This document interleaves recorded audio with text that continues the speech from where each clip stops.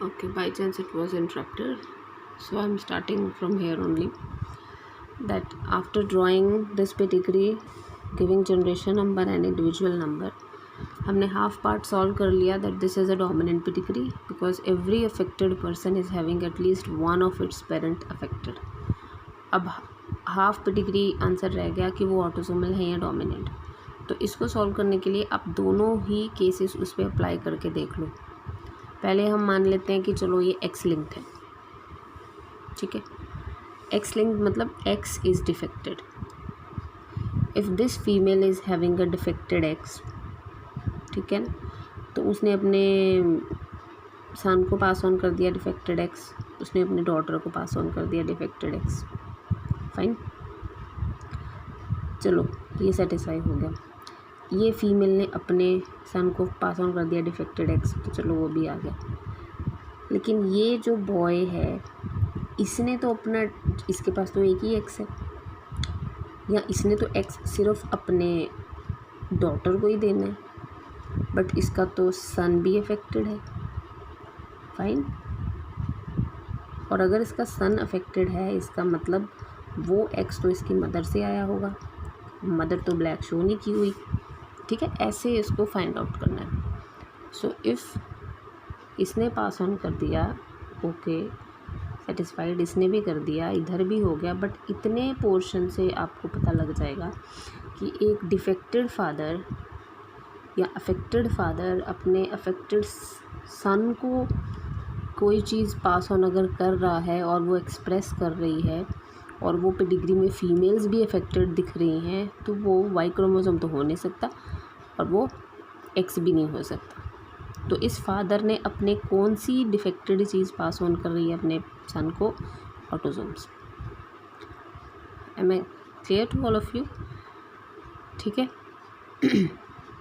अब ऑटोसोम्स की तरफ से अगर आप इसको सेटिस्फाई करके देख लो, इसके जो डिफेक्टेड ऑटोसोम है, एक मदर डिफेक्टेड ऑटोसोम्स वाले जीन्स, मैंने भी बताया मेल और फीमेल अपने ऑटोसोम्स इक्वल पॉसिबिलिटीज़ में पास ऑन करते हैं अपने सन एंड डॉटर्स को. So she has transmitted it to the son and daughter.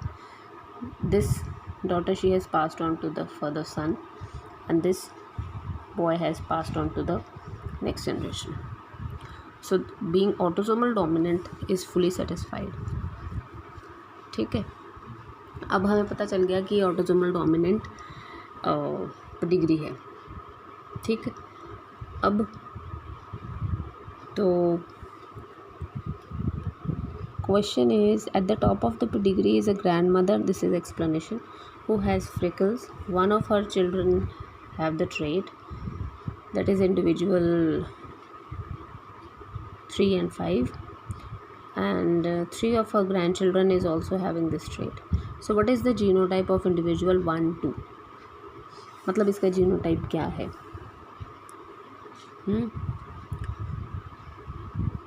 ठीक है, और प्लीज़ यहाँ पर डोमिनेंट रिसेसिव के केस को वो नहीं सोचना कैपिटल ए स्मॉल ए.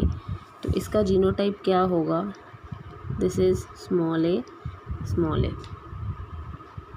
ठीक है, अगर इसका स्मॉल ए है तो जितने भी शेडेड हैं सबका क्या होगा? स्मॉल ए.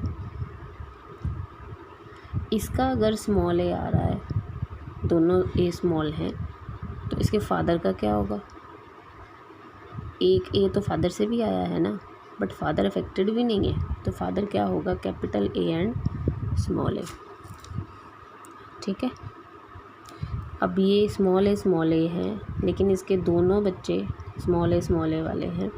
इसका मतलब इसकी जो वाइफ है that is also capital A and small A, और बाई चांस दोनों बार जो कम्बिनेशन बना है नेक्स्ट जनरेशन में that is small A only.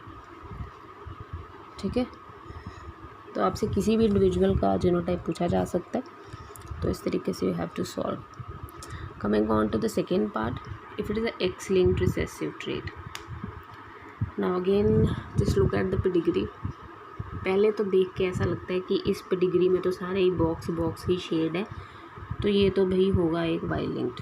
देखने में ऐसा लगता है फर्स्ट इंस्टेंस. अब इससे क्लियर करने के लिए कि whether this is a X linked और अ वाई लिंक्ड, ठीक है, लेट्स सपोज मान लेते हैं कि ये वाई लिंक्ड है, तो अगर ये वाई लिंक्ड है क्या ये सेटिस्फाई करता है पेडिग्री को? Check. If this boy is defected because his Y is defected, then in not any case he can have a unaffected father. Y तो फादर से ही आया था, ठीक है, तो मतलब ये भी शेड होना चाहिए था अगर ये एक वाई लिंक्ड डिजीज़ होती। इसको वाई इससे मिला है और इसको वाई भी थर्ड से मिला है, तो दोनों बॉक्सेस भी शेड होने चाहिए थे। मतलब वाई लिंक्ड पेडिग्री ऐसी होती है जिसमें उस फैमिली के जितने भी मेल्स हैं सारे ही शेडेड होने चाहिए, ठीक है। अब ये फीमेल अगर अफेक्टेड है, ये फादर जो कि फैमिली से बाहर का है, बट वाई इसको तो इसी का ही मिला, तो ये भी शेड होना चाहिए। तो मतलब ये पेडिग्री वाई लिंक्ड को सेटिस्फाई नहीं करती।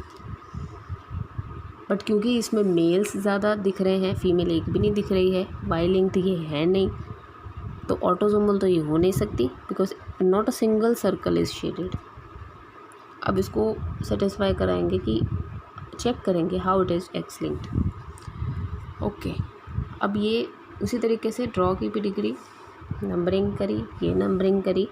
पहले स्टेप में सॉल्व किया कि दिस इज़ रिसेसिव या dominant. Clearly it is recessive because there is skipping. Affected person is having unaffected parents. Affected बंदे के जब पेरेंट्स, दोनों ही पेरेंट्स अनअफेक्टेड हैं, तो ये क्या है? Skipping, skipping of generation. तो हाफ आंसर आ गया, this is a recessive pedigree. But how we will solve this? Is a X linked, not autosomal, ठीक है।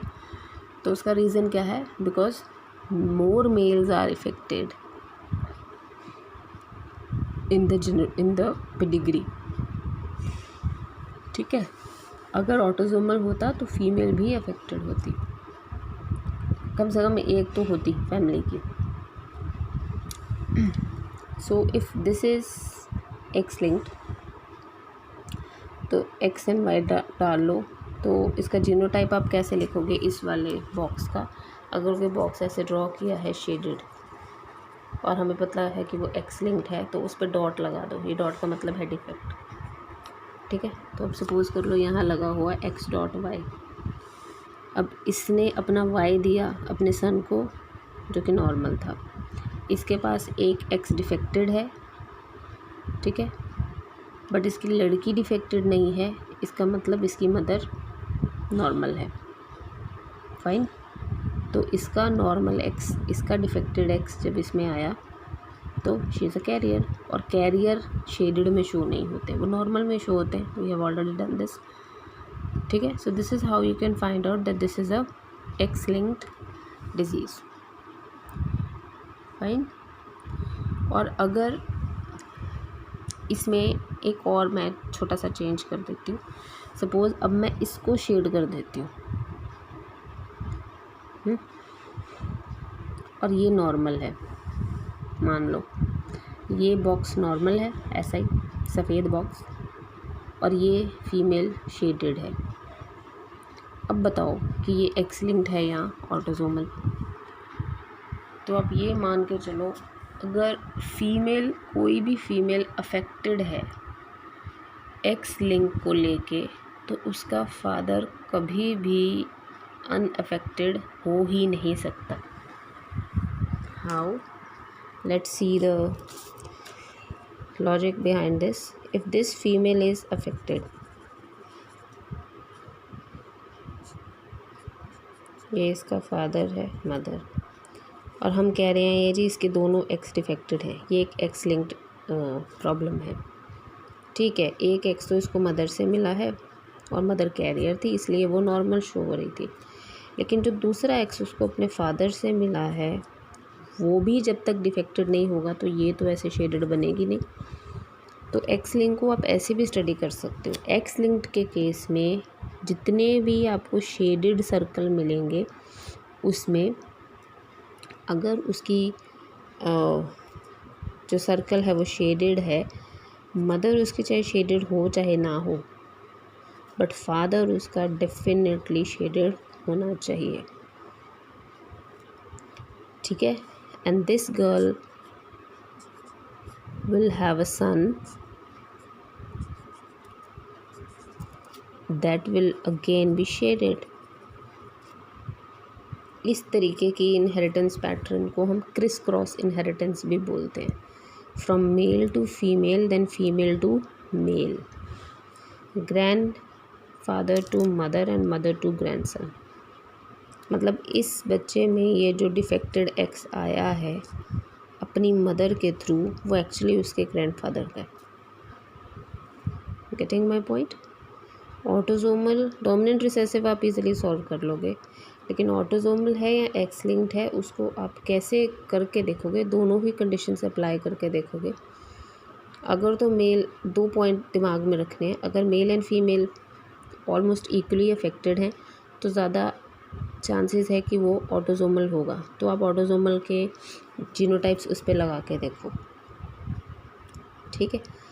और अगर मेल्स ज़्यादा इफ़ेक्टेड दिख रहे हैं, फीमेल्स कम दिख रही हैं, या मेल्स ही इफ़ेक्टेड हैं, फीमेल्स इफ़ेक्टेड है ही नहीं, लेकिन सारे मेल्स इफ़ेक्टेड नहीं हैं, तो उस केस में it is a X linked disease. Please don't get confuse in this. ये वाई लिंक्ड नहीं है, उसका रीज़न मैं बता चुकी हूँ, क्योंकि वाई के केस में ये भी शेड होना चाहिए, ये भी शेड होना चाहिए, देन अगर ये शेडेड है तो ये भी शेड होना चाहिए, उसके बाद ये भी शेड होना चाहिए, तब ये वाई होता है। So my last statement is that if more males are affected in a pedigree than females, then more chances are of X-linked diseases. If only males of the family are affected, it is a Y-linked pedigree. But if number of males and females affected in a pedigree is almost equal, almost, I'm not saying 10 to 10, 10, that can be 9 or 10, that can be 8 or 10, then chances increases for being autosomal. तो हम final अपना result कैसे बताएंगे? By writing down their genotypes, कि क्या वो genotypes पूरे satisfy हो भी रहे हैं या नहीं, ठीक है।